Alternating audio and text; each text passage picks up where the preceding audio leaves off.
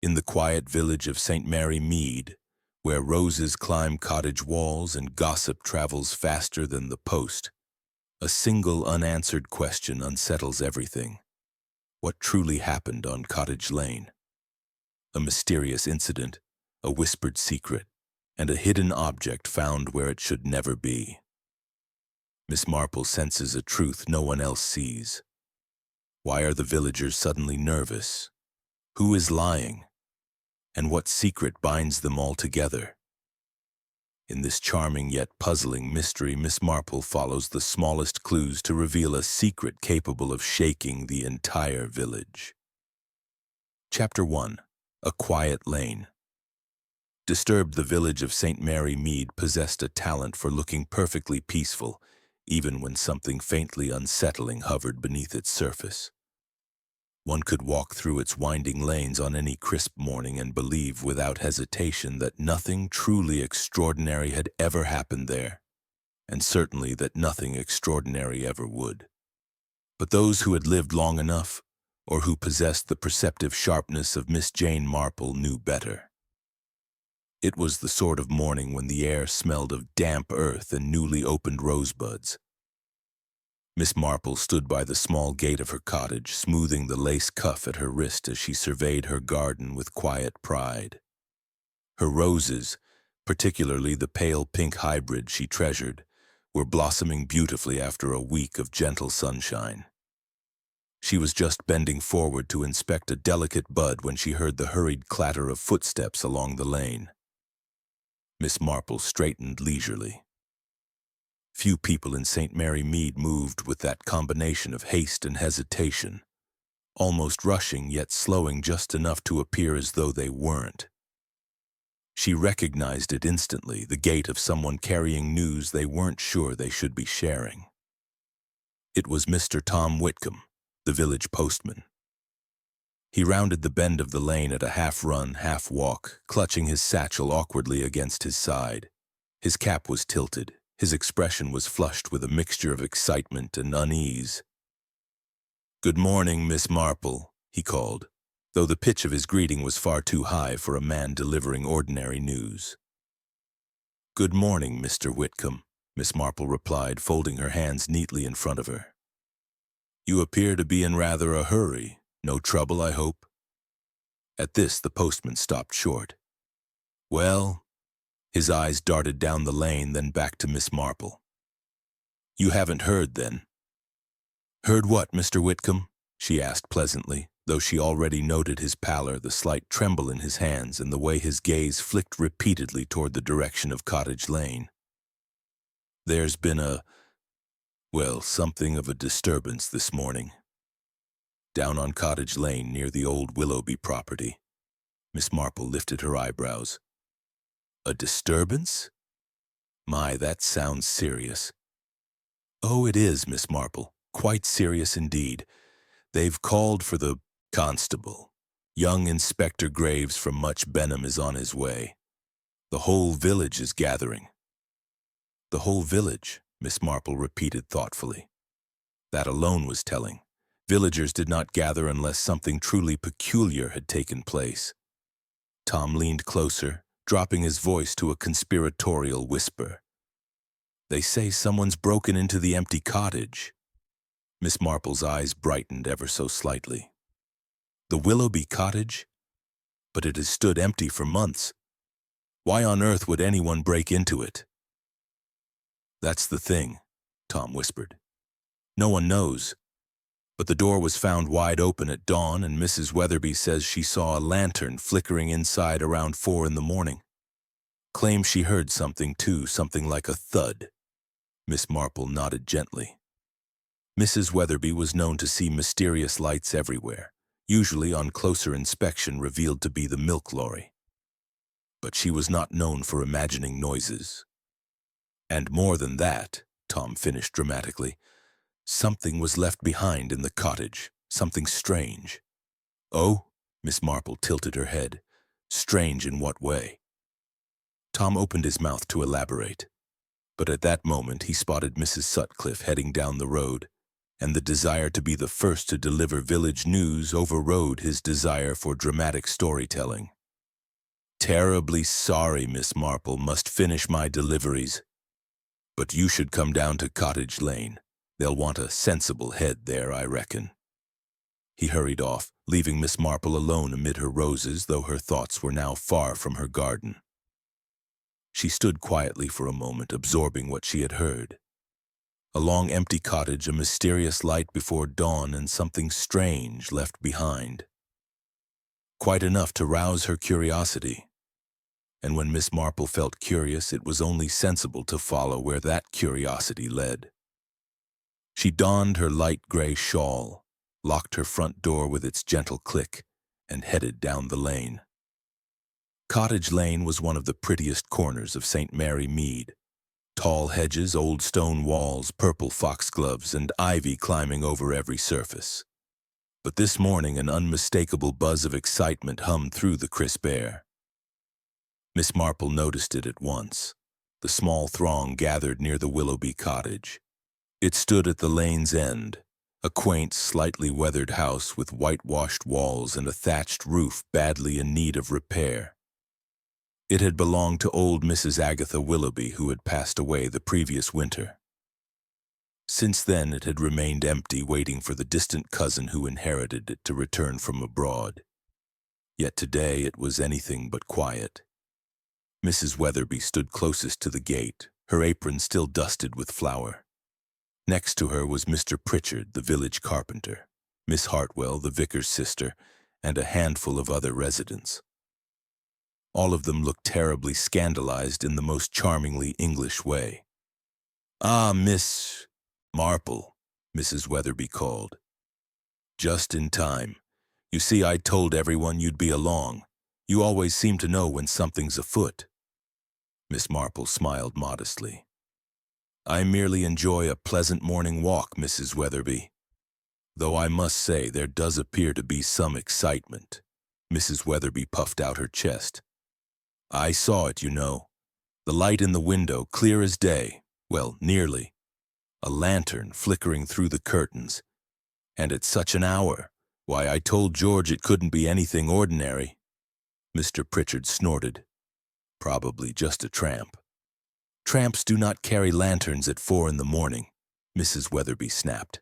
"And they certainly don't leave things behind." This remark stirred a murmur through the assembled villagers. Miss Marple caught the subtle shift of intrigue. "Something was left behind?" she asked gently. Miss Hartwell leaned closer, lowering her voice. "Oh, yes.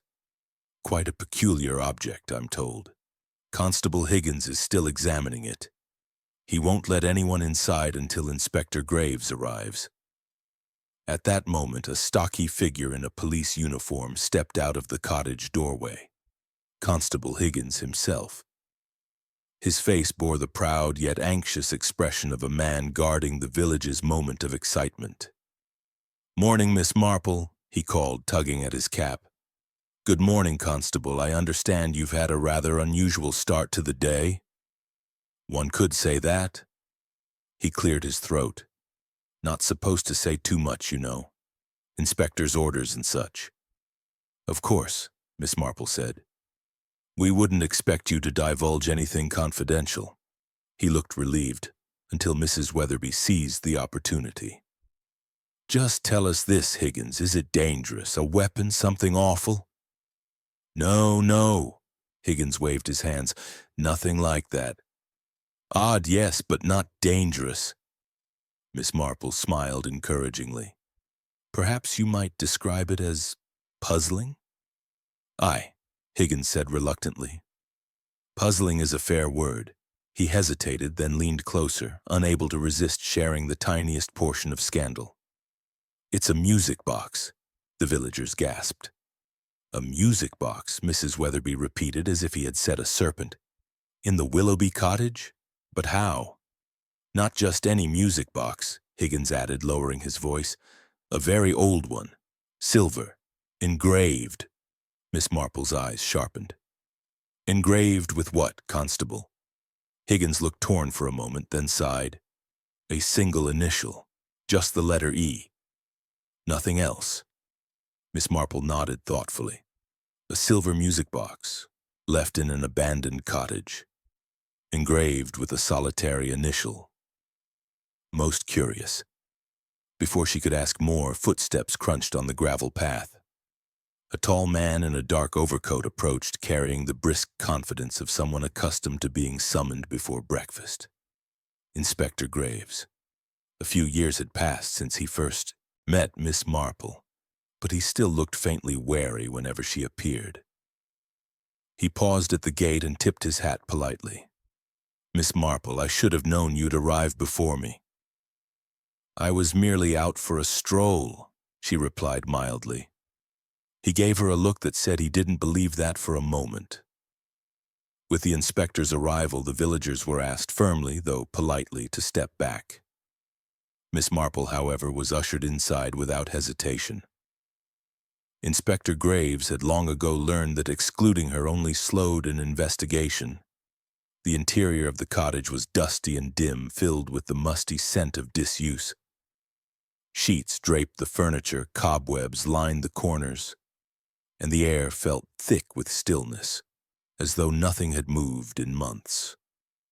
And yet, on the small wooden table in the sitting room, illuminated by a sliver of morning sunlight, sat the object at the heart of the disturbance, a delicate silver music box. Miss Marple approached slowly. It was beautifully crafted, Victorian in style, with swirling floral patterns etched onto its surface. The clasp was slightly tarnished, suggesting age. But what captured Miss Marple's attention was the engraving on top, a single elegant letter. E. She examined it closely, noting faint scratches near the hinge, as though someone had opened and closed it repeatedly, perhaps in agitation. Inspector Graves folded his arms. "What do you make of it, Miss Marple?" "Well," she said softly, "someone brought it here deliberately, which raises two questions. Why this cottage, and why now?" He nodded. The cottage door was forced.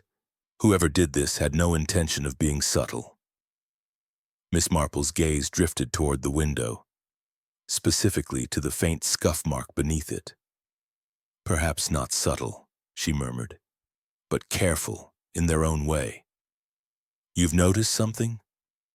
"A footprint," she said, "rather small, and the dirt suggests they entered through the window rather than the door." Inspector Graves stared. "You mean the break-in was staged? Someone wanted it to look like forced entry?" "Quite possibly," Graves sighed. "I suppose I should have expected as much." Miss Marple bent closer to the music box. "Has it been opened?" "No. We've not touched it." "Good." She lifted the lid delicately. A soft, chiming lullaby drifted through the dusty room. A haunting, sweet melody that seemed oddly out of place in an abandoned cottage. Miss Marple recognized it instantly. She had heard it before, many years ago, in a very different circumstance. The inspector saw the change in her eyes.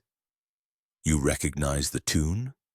"Yes," she said quietly, "though I cannot yet recall where." The melody continued, twinkling like tiny silver bells, filling the cottage with a strangely melancholy atmosphere. And then, as the last notes faded, something slid out from beneath the lining of the box. Inspector Graves leaned forward. "What is that?" Miss Marple gently unfolded the small creased slip of paper. Two words were scrawled in hurried handwriting, words that sent a ripple of tension through the room. "Find Eleanor." Inspector Graves exhaled sharply. "Eleanor? Eleanor who?" Miss Marple stared at the note thoughtfully. "I believe," she said softly, "we are no longer dealing with a simple trespasser." She placed the slip of paper gently on the table. "And I fear," she continued, "that this is only the beginning." Chapter 2. Villagers and Their Secrets. The mysterious note, "Find Eleanor," settled over St. Mary Mead like a faint mist, soft yet impossible to ignore. By mid-morning, whispers had stretched from the green to the grocer's, from the post office to the churchyard. And in St. Mary Mead, whispers were as good as printed announcements. Miss Marple, however, was not one to gossip without purpose. After returning home briefly to ensure her kettle was safely off the boil, she set out again, this time with quiet intent. The music box, the broken window frame, the staged break-in, these things troubled her, but the name Eleanor troubled her most. There had been several Eleanors in St. Mary Mead across the years. Eleanor Hartwell, the vicar's late aunt. Eleanor Barton, who had lived in the village in the 1920s before moving to Bath. Even Eleanor Willoughby, though she had passed away decades before the cottage was abandoned. But which Eleanor was connected to the silver music box?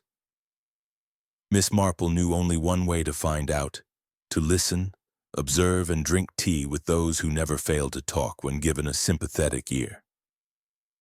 Mrs. Weatherby lived 2 cottages down from the Willoughby house and considered herself the village's first line of vigilance.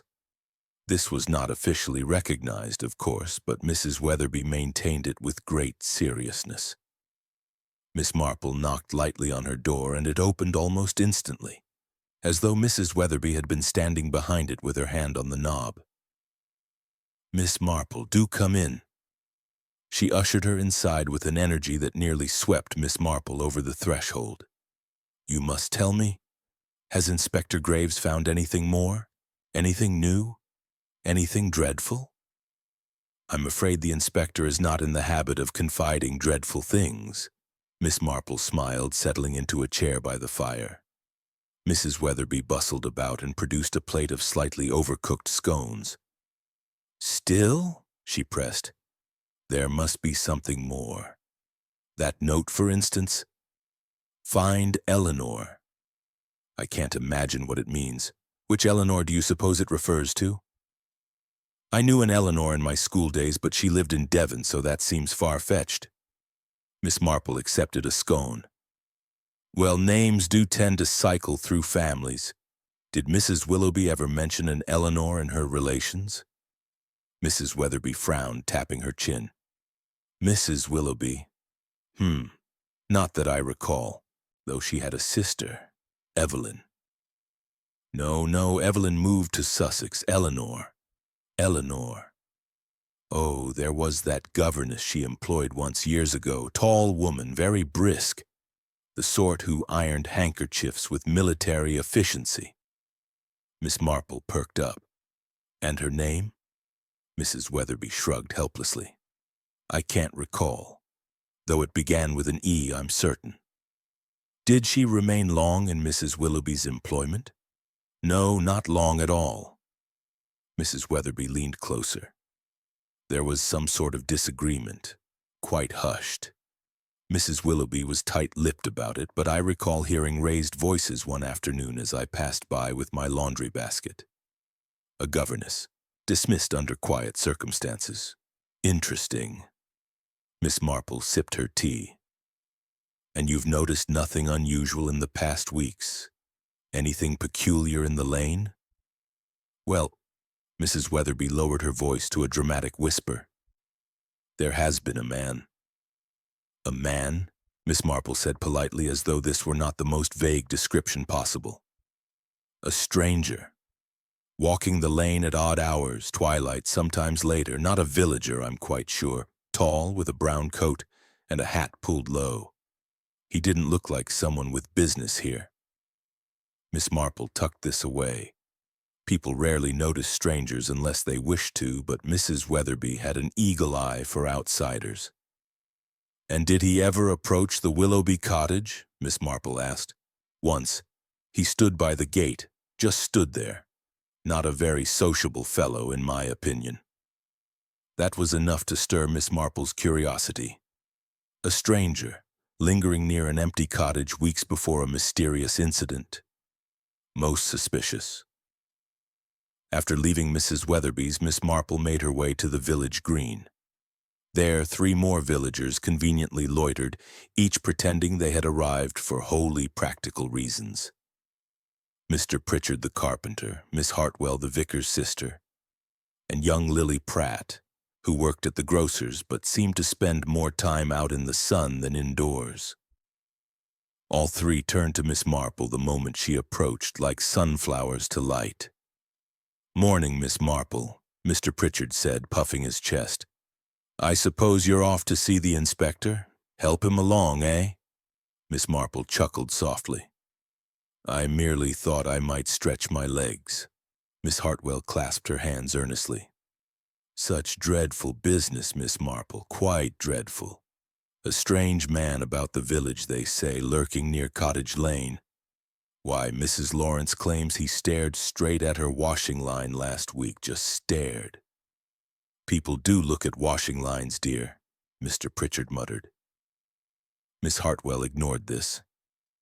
"And then there's the matter of the music box. Silver, they say, engraved, must be dreadfully valuable." "Or sentimental," Miss Marple added gently. Mr. Pritchard frowned. "You think it's a family thing, like an heirloom?" "It is. Possible." Lily Pratt leaned in, lowering her voice. "Well, if you ask me, that cottage was always odd. I used to pass it on my way home from school, and sometimes I'd hear noises from inside." Mr. Pritchard groaned. "Lily, for heaven's sake, every empty house makes noises. Wood settling, branches tapping." "No," Lily insisted. "I mean real noises, voices, quiet ones." Miss Marple studied her face. Lily had a habit of embellishing, but she wasn't lying now. "What sort of voices?" Miss Marple asked. Lily swallowed. "Like whispering? A woman's voice, I think. Low, unhappy maybe. I never understood it." Mr. Pritchard sputtered. "Ghost stories." "It might have been the governess," Miss Hartwell said suddenly. "Mrs. Willoughby's governess left abruptly, and the villagers wouldn't talk about her afterward. Aunt Charlotte said there was unpleasantness." Miss Marple's ears pricked. "Unpleasantness?" Miss Hartwell nodded eagerly. "Something about a child who vanished. Oh, not vanished dramatically, mind you. Taken away suddenly to boarding school, if I recall correctly, but still very sudden. Aunt Charlotte thought the governess was involved. This was new." Miss Marple folded her hands. "What was the child's name?" Miss Hartwell frowned. "Esther? Emily? Something along those lines. Another E name." Miss Marple felt the threads beginning to twist. A governess, a dismissed employee, a child taken abruptly away. And now, find Eleanor. Just then a smart motor car pulled up near the green. Out stepped a tall, impeccably dressed woman in a navy coat. Her hair was neatly pinned, her posture perfectly straight. Every inch the picture of quiet refinement. Miss Hartwell gasped softly. "Goodness, that's Mrs. Lydia Burnham." Miss Marple recalled the name. Mrs. Burnham lived at Meadowview House, a large estate on the outskirts of St. Mary Mead. Widowed, wealthy, not particularly social. She rarely ventured into the village unless necessary. But she walked toward Miss Marple now with clear purpose. "Miss Marple," she said with a faint smile, "may I have a word?" "Of course, Mrs. Burnham." The others drifted away, pretending not to listen, but failing spectacularly. Mrs. Burnham lowered her voice. "I couldn't help hearing some of this unpleasant talk. The Willoughby cottage, such a fuss. I suppose the whole village is in an uproar." "Only slightly," Miss Marple replied cheerfully. Mrs. Burnham glanced around. "I'm afraid I may know something relevant. It's not something I wish to speak of publicly." Miss Marple waited, politely still. "Last night," Mrs. Burnham whispered, "I saw someone walking toward Cottage Lane." "A man?" "Yes, a tall man wearing a brown coat." Miss Marple nodded. "Mrs. Weatherby mentioned him as well." Mrs. Burnham hesitated. "He was carrying something." "What sort of something?" "A parcel, rectangular, wrapped in cloth as though to conceal it, like a music box. Miss Marple's voice was soft. "Did you see where he went after that?" Mrs. Burnham shook her head. "I was driving home and didn't follow, but it troubled me. He looked purposeful. Purposeful. A deliberate visit to an empty cottage, a hidden parcel, a silver box engraved with an initial and a note inside." Mrs. Burnham touched her clasped hands nervously. "Do you think it is serious, Miss Marple?" "I think," Miss Marple answered gently, "that someone is trying to draw attention to something long forgotten." The vicarage was always a comforting place, a soft refuge of warm rooms, gentle chaos, and a sense of bustling kindness. Miss Marple arrived just as the vicar's wife, Mrs. Leonard, was arranging flowers in the foyer. "Oh, Miss Marple, do come in," she said, waving her inside. "Terrible excitement this morning, isn't it? Tea?" "Thank you," Miss Marple said, taking a seat in the cozy sitting room. "I wondered if you might recall something about Mrs. Willoughby's governess. I understand she left under unusual circumstances." Mrs. Leonard paused mid-pour. "Oh my, yes, Eleanor, that was her name." Miss Marple's fingers tightened slightly around her teacup. Mrs. Leonard continued, "Eleanor Caldwell. A very well-educated young woman, but troubled. I don't mean in a dreadful way, of course, just anxious, high-strung. She worked for Mrs. Willoughby for less than a year." "Why did she leave?" The vicar's wife looked uncomfortable. "There was an incident with the child, Emily." Emily, another E. "What sort of incident?" Miss Marple asked gently. Mrs. Leonard sighed. "Emily was a sensitive girl. Her father had died young, and Mrs. Willoughby, her grandmother, was quite strict. The governess was caught taking the girl away from the cottage without permission. She claimed it was simply a walk for fresh air, but Mrs. Willoughby believed she intended to resign abruptly and take the child with her." Miss Marple remained still. "How very distressing." "Oh, yes. There was quite a scandal, though very hush-hush, of course. Eleanor left immediately. Emily was sent to boarding school within the week." "And Emily?" Miss Marple asked. "What became of her?" Mrs. Leonard frowned. "She grew up, married, I believe, but not in the village. She moved away many years ago." Miss Marple's mind hummed with possibilities. A governess dismissed under suspicion of taking the child. A child abruptly removed from the cottage. A mysterious music box engraved with E and a note. "Find Eleanor." Not Emily, not Evelyn, not Estelle, but Eleanor, Eleanor Caldwell. Miss Marple placed her teacup down gently. "Do you recall what Eleanor looked like?" "Quite tall. Dark hair, sharp features. She always carried herself as though waiting for something to go wrong." "And did Emily seem attached to her?" Mrs. Leonard nodded. "Terribly so. Emily cried for days when she left." Miss Marple closed her eyes briefly. A governess, a child loved deeply. A sudden departure, a grown woman, Emily now living elsewhere. Yet someone returned in the night, leaving a music box and a message. Someone who wanted Eleanor found. The question was, why now? As Miss Marple made her way home that evening, she nearly collided with a tall young man standing near the lane's end. He wore a well-tailored coat and carried a leather satchel.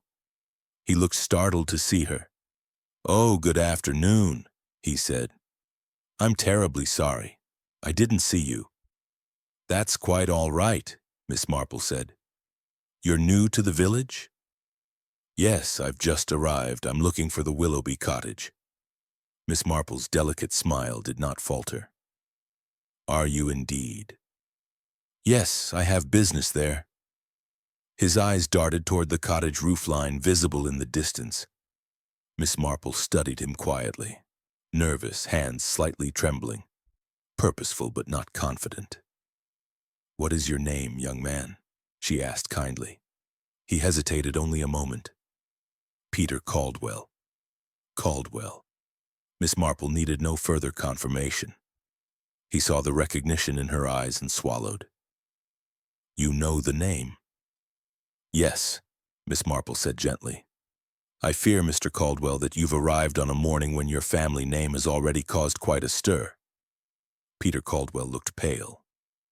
"Then you know about the music box?" Miss Marple inclined her head. "Indeed." He looked down at his hands, clenching them. Then perhaps you can help me." Miss Marple waited, patient as always. Peter took a shaky breath. "I'm here to find my aunt, Eleanor Caldwell. She's missing."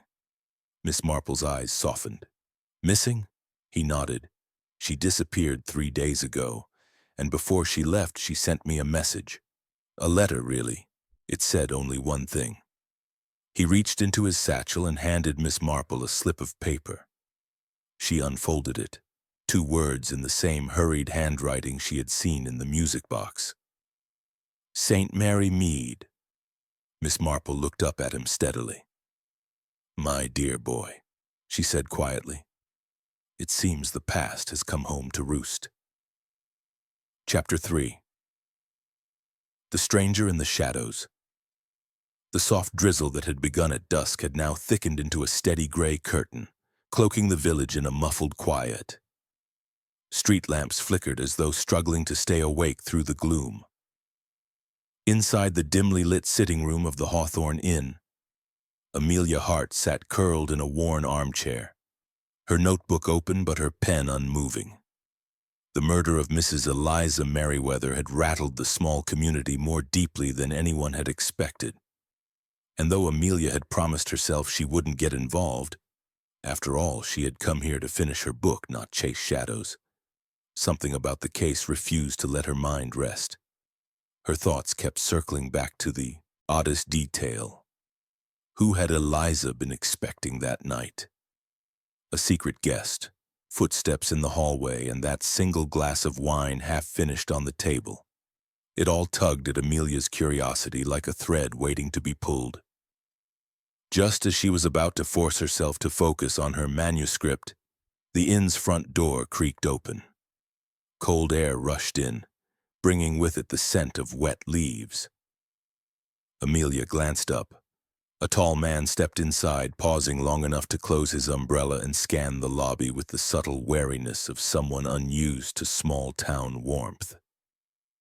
He wore a dark coat, droplets sliding off the fabric like beads of glass, and his sharp eyes flicked from one corner of the room to the next, before settling on her.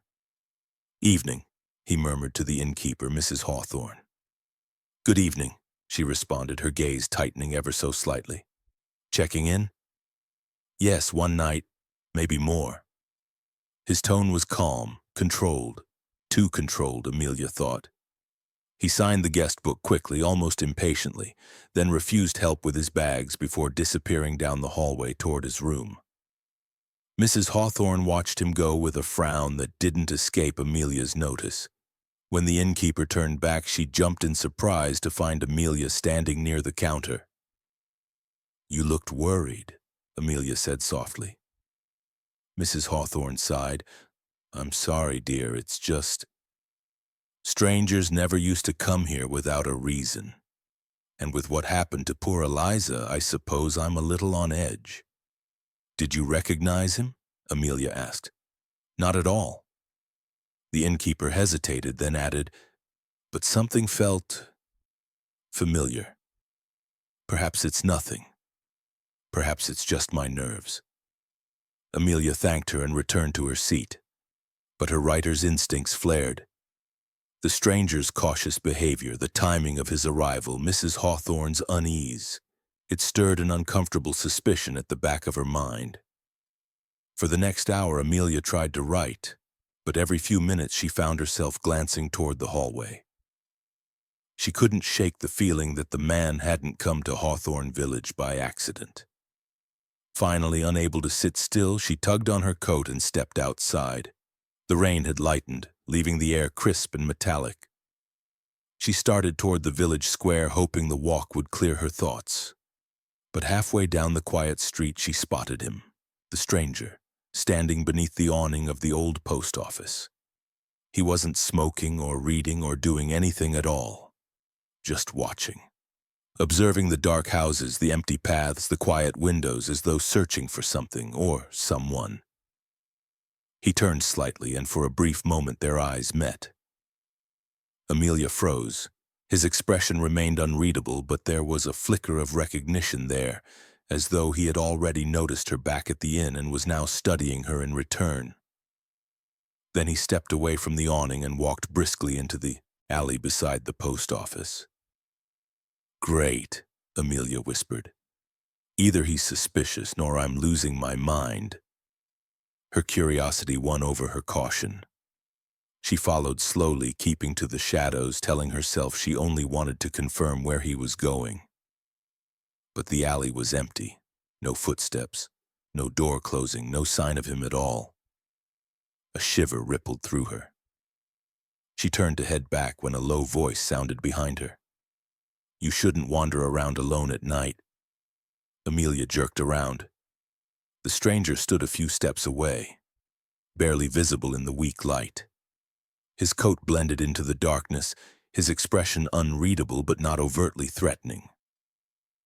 "I could say the same to you," she replied, masking her discomfort. He studied her for an uncomfortably long moment. "This village is quieter than I expected." "It usually is," Amelia said, "except when someone is murdered." His jaw tightened very subtly. "Yes, I heard." She frowned. "You're not from here, so why come now?" One eyebrow raised. "Direct, aren't you?" "I'm a writer," she said. "Curiosity comes with the job." He almost smiled, but something about it felt hollow. "I suppose writers see things others overlook, and some strangers hide things others shouldn't ignore." His eyes cooled. "Good night, Miss Hart." She stiffened. "I never told you my name." He took a step back, offering a faint, almost apologetic tilt of his head. "It wasn't hard to learn. Small towns tend to whisper." With that, he walked away into the darkness, leaving Amelia standing alone beneath the dripping rooftops, her pulse racing. By the time she returned to the inn, her mind was brimming with questions. Mrs. Hawthorne had retired for the night, and the lobby was dim except for the warm glow of a single lamp. Amelia sank into the sofa, trying to unravel the tangle of thoughts. Who was that man? Why did he arrive the same day the investigation intensified? How did he know her name? And most troubling of all, why had he reacted when she mentioned the murder? She rubbed her temples. She didn't want to jump to conclusions, but every instinct she possessed told her one thing. The stranger was not just passing through. And whatever had brought him here, it was connected to Eliza's death. As Amelia climbed the stairs toward her room, she glanced down the hallway. The door to the stranger's room was closed, silent. But she had the sinking feeling he wasn't sleeping. And for the first time since arriving in Hawthorne Village, Amelia felt a flicker of fear mix with her curiosity. Something dark was unfolding, and now, whether she wanted it or not, she was part of it. Chapter 4. Whispers beneath the willow morning in Hawthorne Village arrived quietly, as if afraid to disturb the heavy tension lingering from the previous night. A pale sun pushed weakly through a veil of mist, dusting the rooftops with soft light. Amelia Hart stirred awake after a restless sleep, her mind replaying the stranger's cold warning in the alley. "You shouldn't wander around alone at night." She sat up, rubbing her eyes. She wasn't sure if it had been a threat or a concerned suggestion, but either way she felt no closer to answers. And now, more than ever, she needed answers.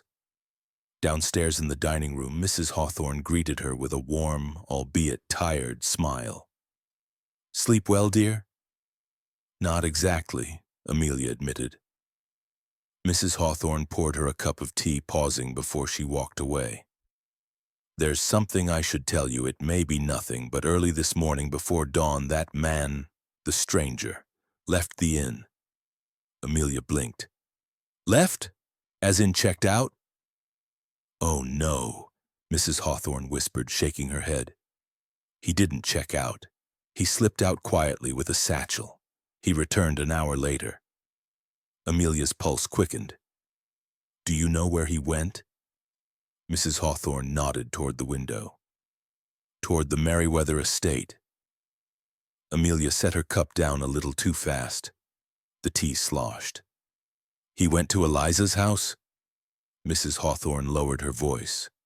Darling, I don't want you entangled in danger, but you asked me to tell you if anything unusual happened. And this is unusual. Amelia exhaled slowly. The stranger had come to the village under cloudy circumstances, watched the streets like a man hunting ghosts, and now had taken an early morning stroll to the home of a murdered woman. Whatever his purpose, it wasn't casual tourism. Her decision formed quickly, almost instinctively. She needed to go to the Merriweather estate. The estate sat on the far edge of the village, framed by old stone walls and towering willows that draped like mourning veils over the path. Amelia walked slowly, boots crunching on gravel, watching the branches sway in the wind like fingers pointing towards secrets. The main gate was still sealed with police tape, though the investigation had paused for the morning. She wasn't planning to trespass inside, at least not yet. But there was another place she wanted to see first. Behind the estate, just beyond the garden, stood a massive ancient willow tree, the one locals always avoided after dusk. Its sweeping branches created a natural canopy, and beneath it lay a small stone bench. According to village rumor, Eliza often came here late at night to sit alone, writing in a leather-bound journal she never shared with anyone. Amelia followed the narrow dirt path behind the garden, brushing past wet leaves. The air grew noticeably colder as she approached the willow, as if the tree held its own pocket of shadow despite the rising sun. When she reached it, she paused. Someone had been here recently. The damp earth was disturbed, boot prints, several of them, and one trail led deeper behind the tree toward a cluster of old shrubs no one usually bothered with. She crouched, examining one track. The sole pattern was unfamiliar, heavy, a man's boot. Her heartbeat stuttered. The stranger. She followed the prints carefully. They led to a weathered wooden panel embedded in the ground, half covered by fallen leaves. It looked like a hatch? Amelia brushed the leaves away. Yes, a small cellar door. She swallowed. Eliza had a hidden cellar? Before she could decide what to do, a voice behind her nearly sent her heart leaping from her chest. You shouldn't be here. She spun around. The stranger stood several feet away, his coat still damp from the morning fog, his expression sharper than last night's. He looked less like a traveler now and more like a man carrying the weight of something dangerous. You were following me, he said quietly. That's bold, Amelia shot back. You came here before dawn. Why? He stepped closer. Why are you here, Miss Hart? Don't pretend you don't know the answer. He studied her, a long, searching look that made her shiver. You're digging in places that will get you hurt, he said, and you're showing up at a murder scene without any explanation. His eyes hardened. I don't owe you one. Maybe not. But the police? He cut her off, suddenly tense. Don't involve the police, not yet. Her breath caught. Why not? He hesitated, jaw clenched. That tiny moment of reluctance told Amelia everything. He was hiding something that wasn't simple guilt. Finally, he exhaled. Eliza Merriweather wasn't just an ordinary woman. Amelia's mind raced. What do you mean? She was involved in something complicated, something dangerous. He gestured toward the hidden cellar. And she trusted me once. Amelia froze.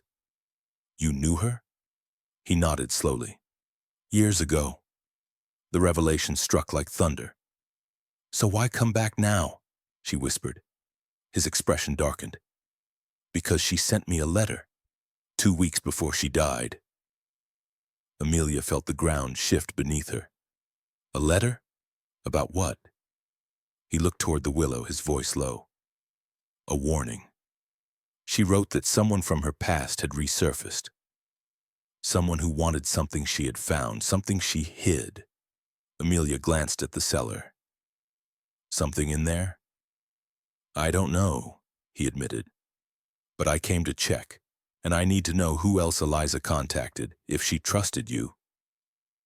She didn't even know me, Amelia said, breath shaky. I only arrived days ago. His brows furrowed. Then why were you at the crime scene so quickly? You saw details others missed. Because I'm observant, and because the village is small, word spreads. He studied her skeptically. A sudden gust rustled the willow leaves overhead. Amelia stepped back, pulse racing. You still haven't told me your name, she said. He looked at her for a long moment before finally answering. Jonathan Reed. The name meant nothing to her, but the weight behind it suggested it mattered deeply in this unfolding mystery. Jonathan, she said, voice steadying, if you know something that can help solve Eliza's murder, you need to share it.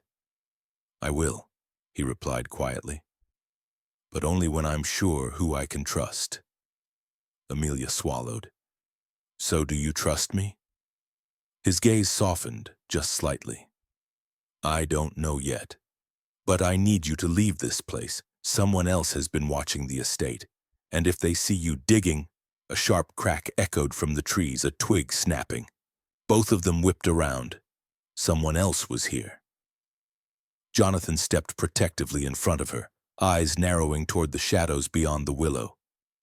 Stay behind me, he murmured. But whoever had been there was already gone. The forest fell silent again. Amelia shivered, not from cold, but from the chilling certainty forming inside her chest. Eliza's secrets weren't just buried. They were being hunted. And she and Jonathan Reed had only just scratched the surface. Chapter 5. The Letter. No one was meant to read. The rest of the morning passed in a blur of uneasy quiet. Amelia walked back from the Merriweather estate with Jonathan's warning echoing through her thoughts. The village streets, normally warm and familiar, now felt threaded with tension. Curtains drawn, doors half shut, conversations fading abruptly as she passed. Something heavy hung over Hawthorne Village, and everyone seemed to feel it, even if they pretended not to. At the inn's breakfast room, Mrs. Hawthorne noticed Amelia's pale face immediately. You look like you've seen a ghost, dear. Not a ghost, Amelia murmured, forcing a steady breath. Just shadows. Mrs. Hawthorne leaned closer. More strange happenings? Amelia nodded faintly, though she spared the woman the details. A hidden cellar, a mysterious stranger, footsteps in the woods, someone watching. Instead, she simply asked, Did Eliza receive much post? Letters? Parcels? Mrs. Hawthorne frowned thoughtfully. Eliza? No, not usually. Mostly charity newsletters and gardening catalogs. Unless... Amelia looked up sharply. Unless what? 3 weeks ago, she received a letter that seemed to upset her terribly. She read it in the lobby, hands trembling. I asked if everything was all right, but she brushed it aside. Mrs. Hawthorne hesitated. She tore it into pieces and threw it away before leaving. Amelia's pulse quickened. Do you still have the bin from that day? My dear, good heavens, no, that bin was emptied many times since. Of course, but the information itself was valuable. Eliza did receive a significant letter, and the timing aligned with Jonathan's claim, which meant Jonathan wasn't lying. Not about the letter, at least. But that only raised more questions. Who sent it? What warning did it contain? And did someone else intercept it? The sun had climbed high by the time Amelia reached the village post office. A little brass, Bell jingled as she stepped inside, announcing her arrival. The familiar scent of ink, paper, and dust tickled her nose.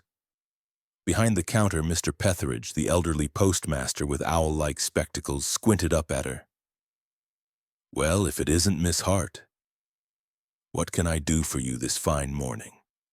"I'm looking for information about mail received by Eliza Merriweather recently." Mr. Petheridge adjusted his spectacles. "Ah, sad business that, poor woman." "Yes," Amelia said softly. "Did she receive anything unusual?" He stroked his chin. "Now that you mention it, yes. There was a letter with no return address. Plain envelope, foreign postage, though." "Foreign?" Her heart raced. "From where?" But his memory, though sharp, wasn't perfect. "Couldn't say, but I remember the stamps weren't British." "Did she collect it herself?" "No," he said slowly. "A man picked it up for her. Said she was unwell. Signed the ledger with initials only." Amelia swallowed. "Which initials?" "J.R." Her stomach tightened. "Jonathan Reed." "Did you recognize the man?" she asked carefully. "No. Stranger to me, tall, dark coat, looked troubled. Jonathan had claimed Eliza wrote to him, but he hadn't said he had collected her letter. Why would he lie by omission? And if he took the letter, did Eliza ever see it? The thought chilled her. "May I see the ledger?" she asked. The postmaster nodded and retrieved a worn book. She scanned the rows until she found it. J.R. to collect it on the 17th. Foreign post. She traced the ink with her fingertip. Something about this wasn't simple. Someone had wanted that letter kept away from Eliza, or wanted Jonathan to have it. Either possibility was ominous. As she stepped out into the street, a shadow moved at the edge of her vision. She turned sharply. No one. But the feeling of being watched returned like a cold hand around her spine. Amelia spent the next hour walking through the village green, trying to assemble the puzzle pieces in her mind, Jonathan arriving unexpectedly. Eliza's hidden cellar, a foreign letter, footsteps near the willow, and now Jonathan collecting Eliza's letter before she read it. Why?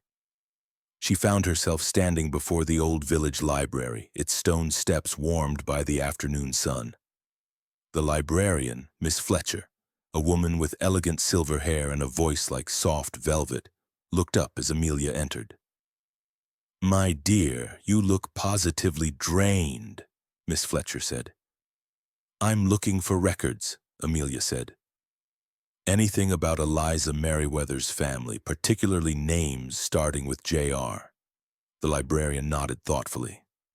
"I know most families here, but Eliza rarely spoke of hers." She drifted toward a shelf. "But she did research genealogy last month. Something about ancestors' inheritance. Old debts." "Old debts?" Amelia echoed. "Yes. She asked specifically about a property dispute involving the Reed family." Amelia's breath hitched. "Reed. Jonathan Reed." Miss Fletcher handed her a thin file. "It's not much. Just copies of old land documents. Apparently, the Merriweathers and the Reeds once shared boundary land. There was tension among their grandparents. So Jonathan and Eliza did have a deeper connection, maybe deeper than he admitted." Amelia thanked Miss Fletcher and stepped out onto the street, her mind a storm of speculation. She didn't get far. Because standing at the end of the road, partially hidden behind a lamppost, was someone she recognized. Jonathan Reed, watching her. He stepped forward, his expression unreadable. "You've been asking questions," he said. "And you've been avoiding answers," she replied. His jaw tightened. "Come with me, we need to talk." "About the letter?" she asked, folding her arms. "The one you picked up in Eliza's name?" His eyes widened, not with guilt but with realization. "You think I intercepted it," he said quietly, "but you're wrong." "Then tell me the truth. He hesitated, and then nodded toward the narrow lane beside the church. Not here. Amelia followed, though unease churned inside her. When they reached the shadowed lane, Jonathan finally spoke.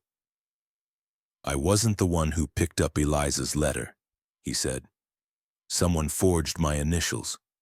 She stared at him. "Why would someone do that?" "Because whoever sent that letter wanted Eliza terrified, and whoever stole it wanted me blamed." A cold weight settled in Amelia's chest. "And the cellar?" she whispered. "What's in it?" Jonathan's gaze darkened. "Eliza hid something there that could expose everything, and someone is desperate to find it first." The church bells tolled behind them, deep, echoing, ominous, and Amelia knew they had run out of time. The secrets of Hawthorne Village were beginning to crack open. But the truth in that cellar, that truth might be far more dangerous than they imagined. Chapter 6. Secrets Beneath Stone and Soil. Twilight crept over Hawthorne Village like a soft violet veil. Lamps flickered to life one by one along the narrow streets, casting long shadows that danced against cottage walls. Amelia walked beside Jonathan in tense silence, their footsteps echoing on the cobbled lane as they moved away from the church. She wasn't sure whether she trusted him. Every instinct told her she shouldn't. And yet something in his voice earlier carried the weight of truth, or desperation. Perhaps both. "Where are we going?" Amelia finally asked. Jonathan kept his eyes forward. "Somewhere we can talk without being overheard." "That seems to happen often lately," she murmured. "People listening." "For good reason," he replied. They turned into an old, narrow footpath leading toward the abandoned stone mill. Ivy curled thickly around its crumbling walls, and the wooden wheel, long frozen, cast a crooked shadow across the riverbank. Jonathan stopped by the edge of the mill, leaning against the worn stone ledge. "Everything changed 2 months ago," he said quietly. "That's when Eliza wrote to me." Amelia crossed her arms. "What did the letter say?" "That she'd found something connected to our families, and that someone dangerous was looking for it." He looked up at her, eyes dark. "She asked me to come help her." "But she never received the foreign letter," Amelia said. "The one you supposedly collected." Jonathan shook his head firmly. "I didn't collect it. Someone used my initials to make it appear I did. Whoever sent that letter never meant it for Eliza, and they wanted her isolated, or they wanted you implicated," Amelia said softly. He hesitated. "Exactly." Amelia leaned against the opposite wall, studying him. "What did Eliza find? Something in the cellar?" Jonathan tensed. "She didn't tell me directly," he said. "Only that it concerned a document, a deed, related to the old boundary dispute between our families." Amelia frowned. "Miss Fletcher at the library mentioned something similar. Eliza was researching land disputes." Jonathan nodded. "There's an old rumor that decades ago land was stolen, illegally, covered up by forged paperwork." Amelia's eyes widened. "Forged? By who?" Jonathan's jaw tightened. "My grandfather." A hush settled between them. "Jonathan," Amelia said gently, "it's not something I'm proud of," he went on. "And there's no proof, no records, nothing but whispered stories. But if Eliza found documents proving the Merriweather family was wronged, someone would be desperate to keep it buried." "For fear of scandal?" Amelia asked. "Scandal," he echoed. "And losing the land." The words hung heavy in the cold evening air. The river trickled softly nearby, a quiet soundtrack to the rising dread. "You think someone killed her over land?" Amelia asked. He shook his head slowly. "Not land alone, but land tied to money, influence, power, and secrets old families don't want unearthed. Amelia shivered. And the cellar? Jonathan stepped closer, lowering his voice. I think Eliza hid the proof there. Amelia's pulse quickened. Then why haven't you gone in already? I tried, he admitted, but it's locked with a mechanism I don't recognize, and I won't force it. If someone sees me there, they'll assume the worst. Amelia swallowed. And they might already be watching, she whispered. Jonathan nodded grimly. Exactly. A moment passed. Then he looked at her intently. Amelia, I need your help. She stiffened. My help? Why me? Because you're not part of any village feud. You see what others miss, and whoever killed Eliza isn't watching you the way they watch me. The weight of his words settled heavily on her shoulders. She didn't want to be part of a dangerous secret. And yet, from the moment she'd arrived in Hawthorne Village, she felt pulled into its shadows, its whispers, its hidden truths. Maybe fate had chosen her long before she realized. Before she could respond, a sudden rustle erupted behind the mill. Jonathan's eyes snapped toward the sound. Someone's here, he whispered. Amelia's breath caught. They backed deeper into the archway of the mill, cloaked in darkness. Footsteps approached, slow, deliberate. Crackling twigs, shifting gravel. A silhouette appeared, tall, broad-shouldered, moving with unsettling confidence. Jonathan leaned close to Amelia. Don't speak. The figure paused near the riverbank, looking out toward the path they had just walked. The fading daylight painted the silhouette in eerie tones. Amelia's heart pounded. She recognized the stance, the shape. Mr. Alden, Eliza's longtime neighbor. His voice drifted softly through the still air. She shouldn't have gone poking around, he muttered to himself. Now everything is falling apart. Amelia pressed a hand to her mouth. Jonathan's eyes widened. He heard it too. Mr. Alden took a slow, stressed breath, running a hand through his graying hair. If they find it, he whispered, I'm ruined. We all are. He kicked a stone angrily into the river. After a long, tense moment, Mr. Alden turned and left the mill, his footsteps fading along the path. The silence that followed felt suffocating. Only when the night swallowed the last echo of Mr. Alden's steps did Jonathan speak. That settles it, he murmured. Alden is involved. Or afraid of someone who is, Amelia added. Jonathan gave a grim nod. Either way, the cellar holds the truth, and we need to reach it before Alden or anyone else does. Amelia exhaled shakily. Then tonight we go. Jonathan looked at her with a mixture of concern and admiration. Are you sure? She straightened her shoulders. I didn't choose this mystery, but now that I'm in it, I won't turn back. He offered his hand, not to shake, but in solemn agreement. Tonight, he repeated. Amelia placed her hand in his, sealing their uneasy alliance. As they parted and walked back toward the village, the moon rose behind the trees, cold, watchful, and impossibly bright. A silent witness to the secrets buried beneath stone and soil, and to the danger that awaited them under the willow's shadow. Chapter 7. Night of the Hidden Key. The clock in the Hawthorne Inn struck 9 with a solemn chime, each echo drifting through the halls like a quiet reminder that the night's true work was about to begin. Amelia stood before her mirror, fastening her coat with steady hands. She had never imagined that her quiet writing retreat would turn into a clandestine investigation under cover of darkness. But there was no turning back now. Not when the entire truth of Eliza Merriweather's death lay somewhere beneath an old cellar door. The inn was silent except for the faint creaking of old wood.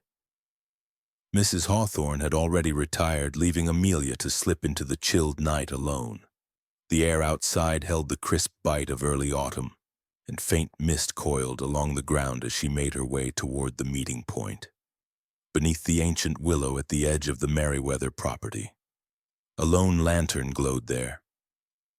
Jonathan was already waiting. When he saw her approach, he exhaled with relief. "I wasn't sure you'd come." Amelia lifted her chin. "If I left you to break into a cellar alone, you'd only get yourself arrested, or worse, implicated." He gave a short, humorless laugh. "A valid point." They turned toward the dark silhouette of the Merriweather cottage. Its windows were dark now, its garden still except for the soft rustle of the willow's branches. Amelia felt a pang of sadness. What had once been a cheerful home was now a place of secrets, fear, and unspoken truths. Jonathan led the way along a narrow gravel path, avoiding the main garden gate. They rounded the side of the house and stopped near the old tool shed. "That's where she said the cellar key was hidden," he whispered. "Or rather, a clue to it." Amelia frowned. "You never mentioned that." "I wasn't certain," he admitted. "Eliza's letter was vague. She wrote that the cellar door couldn't be opened without what lies among the rusted memories. I assumed it referred to the tool shed."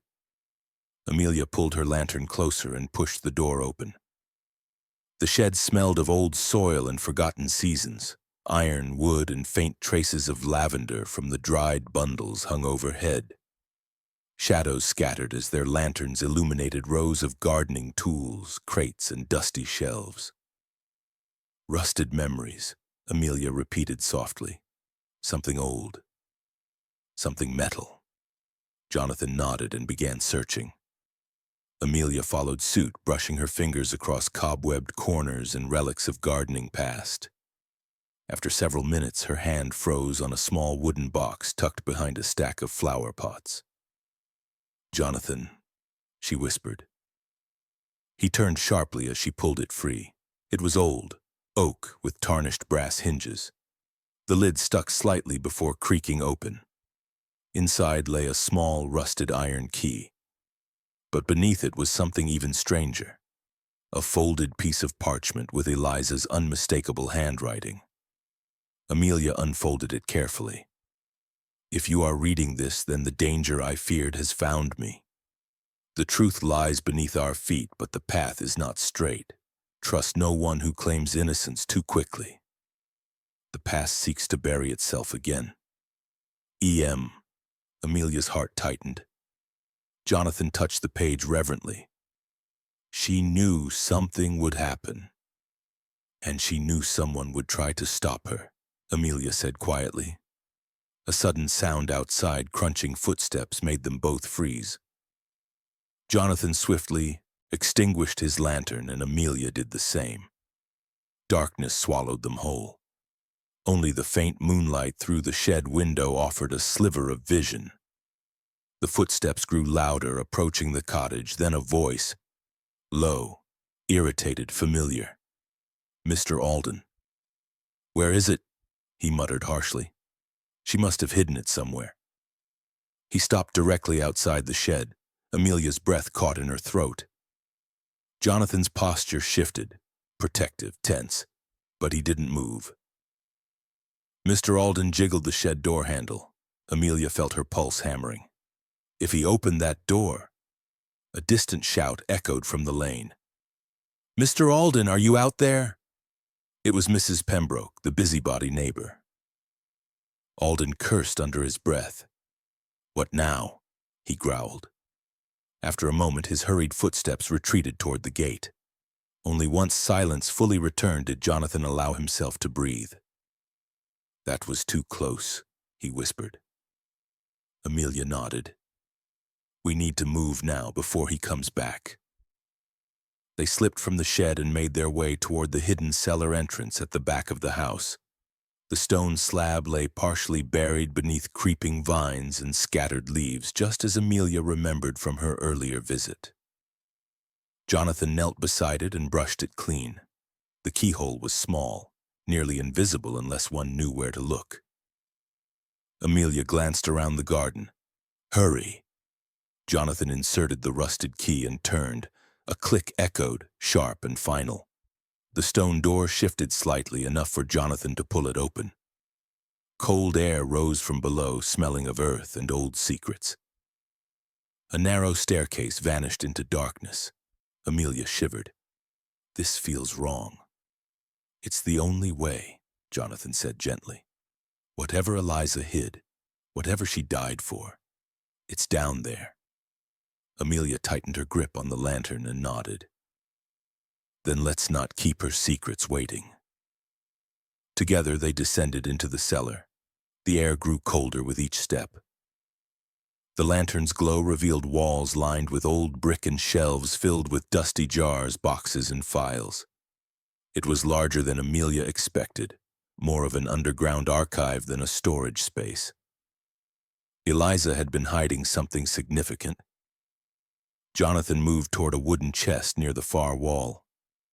"This wasn't here years ago." Amelia watched as he knelt and opened it.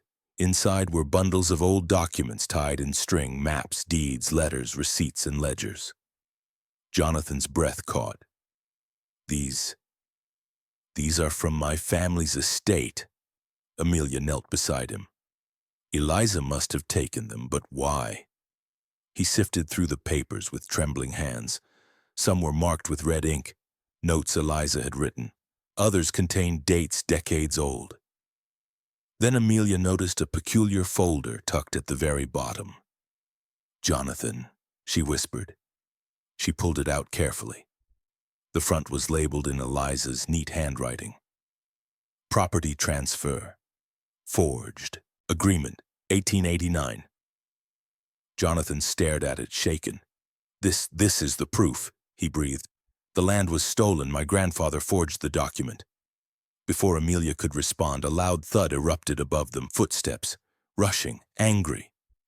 Jonathan's face went pale. "Alden," he said. Amelia extinguished the lantern instantly. They were trapped in darkness, surrounded by the truth Eliza died protecting, and someone above them who intended to bury that truth forever. Chapter 8. The puzzle comes together. The evening mist had begun to settle over St. Mary Mead, casting a soft, ghostly veil upon Cottage Lane. Lamps flickered to life in cottage windows, glowing like warm beacons against the dimming sky. Miss Marple walked with her familiar steady gait, her knitted shawl drawn close as she headed toward her sitting room, where a tray of fresh tea waited. It had been an exhausting day of revelations, some small, some rather inconvenient, but all of them essential. She set the teapot beside her favorite lace doily and lowered herself into her chair. The fire sputtered softly, filling the room with a cozy crackle as she reviewed the facts one by one. There were now enough pieces of the mystery that, if examined properly, might reveal the full picture. The trouble, of course, was that very few people had given honest accounts. That was why contradictions, those little slips in human behavior, were more valuable than any confession. Her thoughts returned first to Mr. Edwin Claythorpe, the scholarly recluse. His insistence that he had no reason to be near Ivy Cottage was suspicious, especially since she had seen mud on his shoes of the exact color found along the side path of Cottage Lane. Even more peculiar had been the faint scent of camphor about him, which lingered strongly around the carved wooden box found at the scene of the incident. She hadn't confronted him yet. She was saving him for last. Then there was Mrs. Henrietta Vale, whose nervous reactions could have fooled anyone less observant. A trembling hand, a misplaced phrase, a tightened jaw when her late husband's name came up. Henrietta was desperately hiding something, though Miss Marple now suspected it was less to do with the central mystery and more with a personal embarrassment she preferred to keep private. Such things were not Miss Marple's concern unless they hindered the truth. Still, she would need to be cleared thoroughly. Young Peter Briggs, the gardener's boy, had been the most predictable, yet his eagerness to assist seemed almost rehearsed. He was not clever enough to devise a scheme of this complexity, Miss Marple felt certain, but he might have been influenced by someone. His discovery of the dropped handkerchief behind Ivy Cottage was helpful. but Miss Marple could not shake the impression that he had wished very much for her to find it. Then there was Dorothy Whitcomb, the landlady of the village's tea shop, who had quietly disappeared during a critical half-hour the night of the incident. Dorothy claimed she had been collecting linens, though no linens had appeared, and Dorothy had a habit of listening more than she spoke, a quality harmless in a tea shop, but dangerous when a secret hung in the air like a ripe apple waiting to fall. Miss Marple stirred her tea, the spoon clicking rhythmically against the porcelain. Yes. She had enough clues now to begin forming the edges of the truth. She was considering these matters when a knock sounded at her door. It was nearly 8:30, late for visitors unless something was amiss. "Come in," she called gently. The door opened to reveal Constable Edwin Pike, cap in hand and face flushed from the brisk night air. "Evening, Miss Marple. Sorry to intrude." "You never intrude when it comes to a matter of importance," she smiled kindly. "Do sit down, Mr. Pike." He perched awkwardly on the edge of the sofa. "I thought you ought to know, miss. There's been another development. Someone's been at Ivy Cottage again." Miss Marple's eyebrows lifted. "At this hour?" "Soon as I took my leave this afternoon, the back window latch was forced. Nothing taken far as we can tell. But whoever it was knew where to look. Went straight for the cabinet in the study." Miss Marple folded her hands calmly. "Ah, then the intruder was searching for the same thing I believe our original culprit hoped to hide." Pike blinked. "And what would that be, miss?" "Not an object, Mr. Pike. A truth." He frowned, entirely baffled, but Miss Marple did not elaborate. Instead, she rose, took her walking stick, and reached for her shawl. "Miss Marple?" Pike asked nervously. "You're not going out again? It's nearly dark." "Darkness," she said gently, "is when the truth most likes to reveal itself." Cottage Lane was unusually quiet as they approached Ivy Cottage.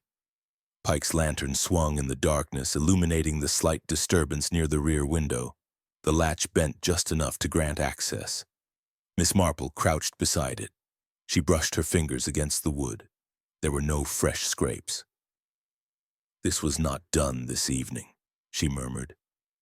"This damage is older. It has only now been noticed." "Older, but who would have—" Miss Marple stood. "Someone who wished for us to assume the intrusion was recent. Someone who wanted to divert suspicion at a very convenient moment." A shadow shifted near the hedgerow, catching the corner of her eye. "It would be wise," she whispered to Pike, "not to alarm our watcher. Whoever they are desperate." They entered the cottage quietly. The air inside was cool, touched by the faint, earthy scent of unopened rooms. Miss Marple's eyes drifted immediately to the study. A drawer hung open, its contents disturbed. "Someone was indeed searching," she said softly, "but they did not find it." "Find what? Miss Marple?" She turned, her gaze sharp as a needle. "The one piece of evidence that can unravel every lie, and I believe it is still here." She moved toward the mantel where a row of old photographs stood, all in neat order except one, slightly askew as though recently handled. She lifted it carefully. Pike stared. "A photograph?"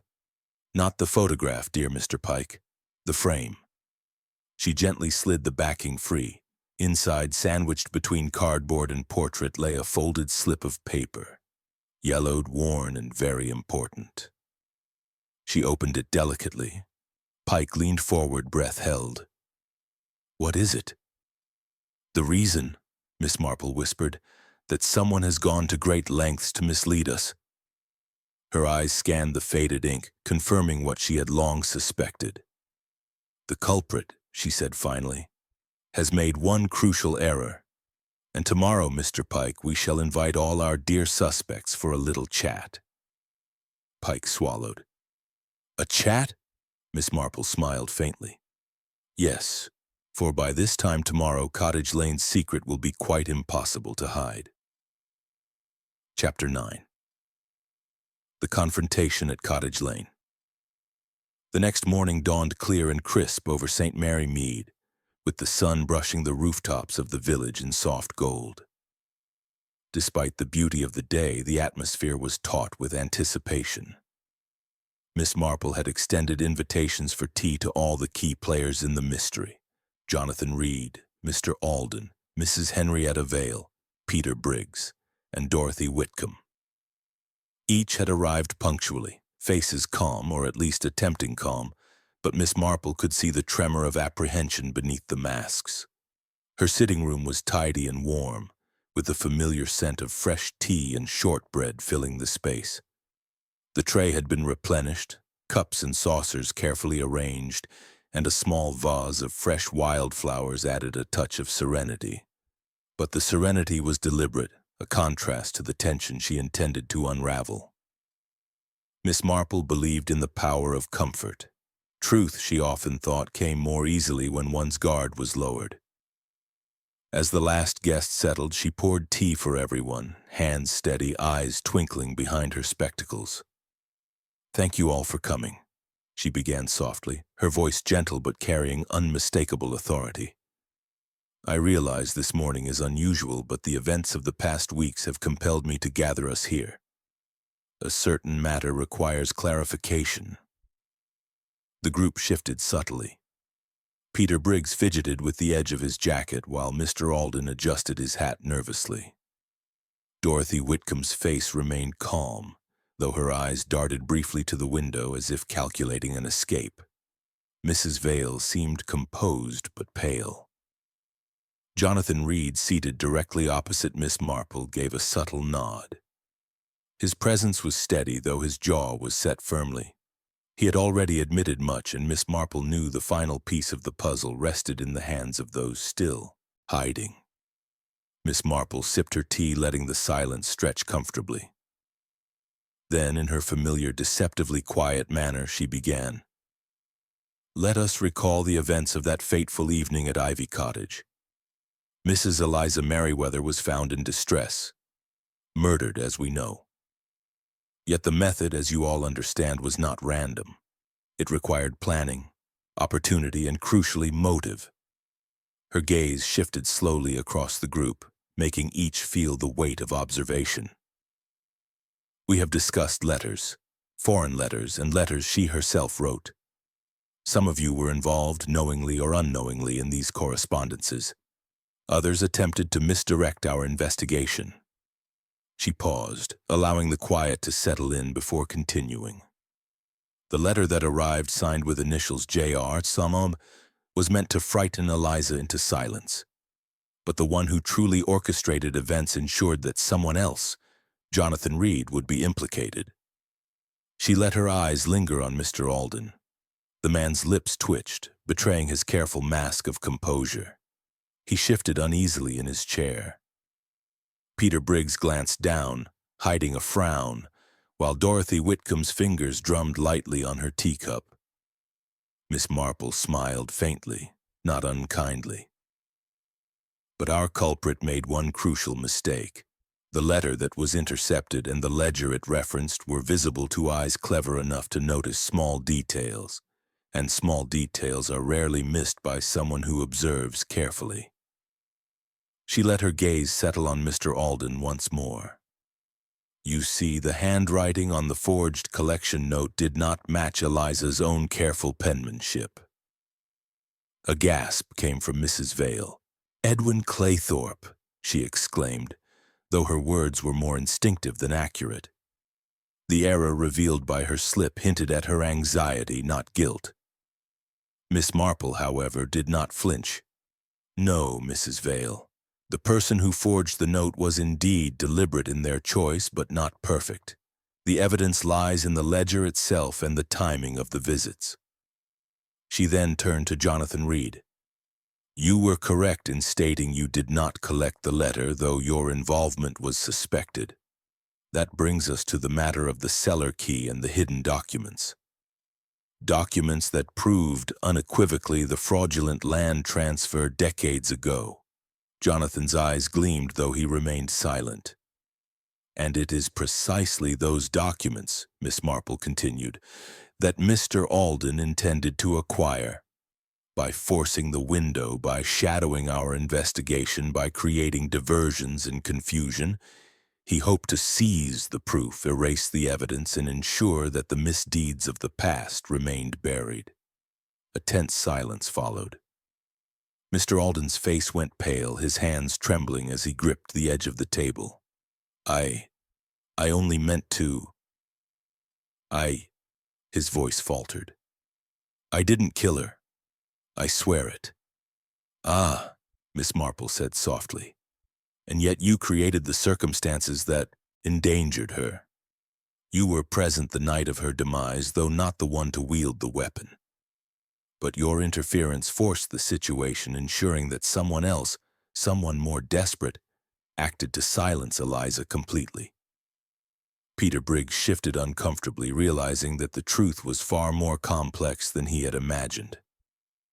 Miss Marple's gaze finally fell on Dorothy Whitcomb. And you, Mrs. Whitcomb, attempted to cover for your husband's involvement in small matters. Nothing fatal, but enough to create confusion and misdirection. You are honest at heart, but your loyalty nearly delayed justice. Dorothy's lips pressed thin, a faint nod acknowledging the truth. Miss Marple drew a deep breath. So, who acted with deadly intent? Who murdered Eliza? She paused, letting the question hang, and then, in her quiet, meticulous tone, she revealed the final truth. It was neither the young gardener, nor the timid landlady, nor even the scholarly recluse. The person who struck Eliza did so under panic and desperation. Someone who feared exposure of a secret long held. That person, Mr. Alden, you were manipulated by circumstance, but the weapon, the final blow, was delivered by your nephew, Reginald Alden, who feared the loss of the inheritance he coveted. Reginald's jaw slackened. He had been standing silently at the edge of the room, a figure unnoticed by all but Miss Marple. The room seemed to constrict around him. You! Mrs. Vale exclaimed, pointing. It was Reginald, the man no one suspected. Miss Marple inclined her head. Indeed. And it was your manipulation of your uncle that created the perfect storm for this tragedy. Eliza's foresight and courage, however, left us clues, letters, keys, and small observations that ultimately unraveled the truth. Jonathan exhaled, relief evident. So it's over? Miss Marple sipped her tea calmly. Not entirely over, dear Jonathan. Justice is still a process, but now clarity has returned to Cottage Lane. Peter Briggs, still pale but relieved, murmured, Miss Marple, I don't know how you saw it all. Miss Marple's smile was gentle. Observation, Mr. Briggs, and a touch of patience. The smallest gestures often reveal the greatest truths. The room settled into quiet contemplation. Outside, the village seemed to breathe again, as though the weight of the mystery had lifted with the morning sun. And in that calm, Miss Marple allowed herself a small, satisfied smile. Cottage Lane Secret was no longer hidden, and the village of St. Mary Mead could at last resume its peaceful rhythms, though perhaps with a little more caution and a little more respect for the quiet wisdom of an observant lady with a knack for seeing what others could not.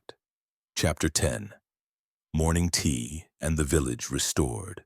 The morning sun streamed gently through the lace-curtained windows of Miss Marple's sitting room, scattering golden light over the polished table and the neatly arranged tea service. Outside, the village of St. Mary Mead hummed with the quiet rhythm of daily life. Birds chirped, shopkeepers swept their doorsteps, and the occasional cart rolled lazily along the cobbled streets. For the first time in weeks, the village seemed free from the shadow of Eliza Merriweather's murder, though the air still carried the faint echo of tension and curiosity. Miss Marple herself moved with her usual calm grace, carefully pouring tea into fine china cups. The gentle hiss of the kettle mingled with the soft crackle of the fireplace, creating a comforting symphony of domestic peace. Today's gathering was not about confrontation, observation, or discovery. It was about explanation, closure, and reassurance. One by one, her guests arrived. Jonathan Reed, his expression considerably lighter than the previous evening, took his customary place opposite her. Mr. Alden entered with a subdued air of humility, the weight of his nephew's actions upon him. Mrs. Henrietta Vale, Peter Briggs, and Dorothy Whitcomb followed, each settling into their seats with varying degrees of relief and curiosity. All eyes eventually turned to Miss Marple, whose serene demeanor suggested she had orchestrated the entire morning. "Thank you all for coming," she began, her voice soft yet commanding attention. "We are here to reflect upon the events that have so recently disturbed our peaceful village. I believe that understanding the sequence of actions, motives, and mistakes will help prevent further unrest and allow us all to breathe a little easier." Jonathan leaned forward slightly. "We are most grateful, Miss Marple. Your insight, it has brought clarity where there was none." Miss Marple smiled. "Clarity comes not from hasty judgment, but from careful observation, and from listening to the faintest of details, the quietest of gestures, the things people think are too trivial to matter." She glanced at the group. "Now let us review, step by step, what occurred, and why." She began with the letter. Eliza received a foreign letter 2 weeks before her death meant to intimidate her. The sender intended that she be frightened into silence and that the blame might appear to fall upon Jonathan Reed. However, the actual interception of that letter and the subsequent misdirection were carefully orchestrated by Mr. Alden's nephew, Reginald. He forged Jonathan's initials to manipulate suspicion, though he did not foresee that our observations would uncover the deception. Mr. Alden nodded slowly. "I see now that my fear of scandal made me complicit, though I never imagined it would end in such tragedy. Reginald acted recklessly, and I should have intervened sooner." "Exactly so," Miss Marple agreed. "Fear can cloud judgment, and loyalty, especially misguided loyalty, can lead one to act against reason." She sipped her tea delicately before continuing. "The hidden cellar beneath the Merriweather estate was critical.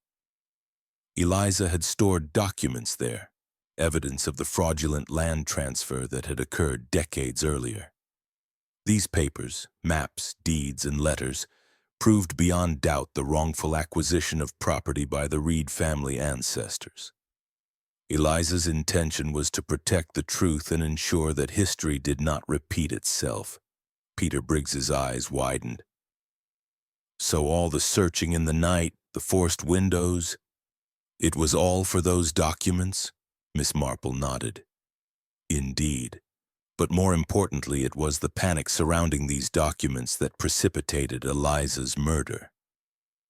Reginald Alden feared that exposure would jeopardize his inheritance and social standing. In his desperation, he struck, while others, such as his uncle, Mr. Alden, were unwittingly drawn into the chain of events." Mrs. Vale's hands trembled slightly. "And the other peculiarities? The strange movements at Ivy Cottage?" "They were diversions," Miss Marple explained. "Small, seemingly insignificant actions designed to obscure the culprit's true intent. Yet these very diversions provided clues for those of us willing to observe carefully." She turned her gaze to Jonathan Reed. "You, Jonathan, acted with honesty and caution, and though suspicion was cast upon you, your vigilance helped reveal the truth. Your knowledge of Eliza and her research was invaluable in understanding the stakes involved." Jonathan inclined his head. "I only hope that Eliza's foresight and your guidance prevent further harm." Miss Marple smiled. "That they will. The village is now aware of the consequences of deception, secrecy, and fear. More importantly, we are reminded that even the smallest details, a slip of a hand, a misaligned letter, or a rusted key, can unravel the most carefully constructed lie. She gestured toward the tray of tea and biscuits. Now let us restore some peace. It is a simple pleasure, yet one that is often overlooked. Morning tea, companionship, and conversation. I believe that in returning to the ordinary, the village heals, and clarity is reinforced by comfort and community. Mr. Alden took a deep breath. I am grateful for your understanding and patience, Miss Marple.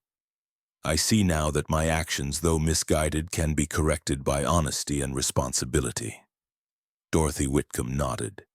And the village can continue to flourish knowing the truth. It is reassuring to have clarity. Miss Marple's eyes softened. Yes, the truth, when uncovered, allows for forgiveness, reconciliation, and a return to harmony. St. Mary Mead is a resilient village, rich in compassion and kindness. Even in the shadow of tragedy, such qualities prevail. The group fell into a comfortable silence, sipping tea and nibbling on shortbread. The warmth of the room, the gentle fire, and the lingering scent of fresh tea created a cocoon of calm, a stark contrast to the suspense and fear that had dominated the previous weeks. Finally, Miss Marple spoke again, her tone gentle, almost maternal. Let this be a lesson to all. Curiosity guided by care, observation guided by patience, and actions guided by conscience.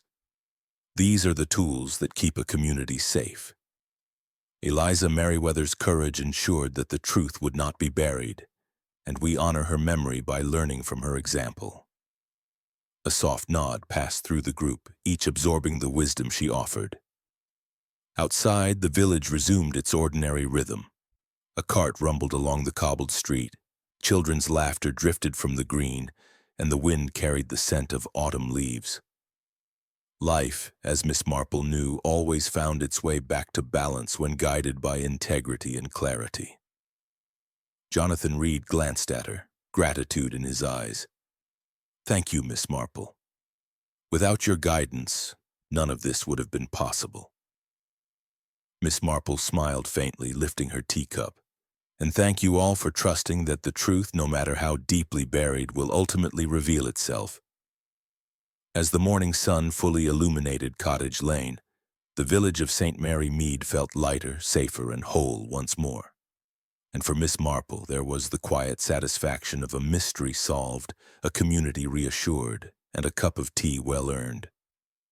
The village had endured secrets, fear, and deception. But thanks to careful observation, insight, and human courage, peace was restored. And somewhere in the rustle of leaves and the warmth of the morning sun, Miss Marple allowed herself a small, contented smile, knowing that life, with all its quiet mysteries, would always continue and that she would be ready, as always, to notice what others overlooked.